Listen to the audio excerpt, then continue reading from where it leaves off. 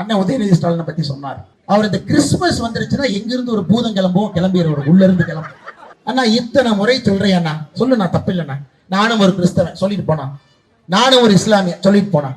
ஒரே ஒரு முறை நானும் ஒரு ஹிந்துன்னு சொல்லிட்டு போயிடணும் சைட்ல, அதுக்கு வாய் வராது, அதற்கு சுத்தமா வாய் வராதுங்க. எதுக்கு சொல்லணும்? பெருமை மிகுந்த அப்படின்னு அங்க வரும், இங்க வராது.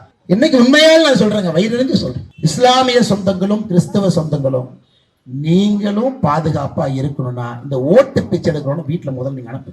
மோடி ஐயா இந்த ரோட் ஷோ கோயம்புத்தூர்ல முடிச்சுட்டுங்க, கோயம்புத்தூர் குண்டு வெடிப்புல உயிரிழந்த 58 பேருக்கு அஞ்சலி செலுத்தினார். நல்லா கேட்டுங்க இஸ்லாமிய கிறிஸ்தவ சொந்தங்களே, இறந்து போன இஸ்லாமியர்களுக்கும் அஞ்சலி செலுத்தினார்.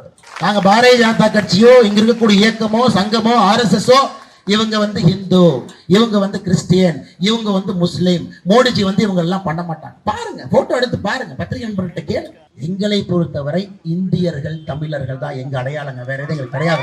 இவங்க ஒரு மதத்தை பற்றி தவறாக பேசும் பொழுது இங்க இருக்கக்கூடிய தலைவர்கள் எல்லோரும் பேச வேண்டிய கட்டாயம் நமக்கு இருக்கு.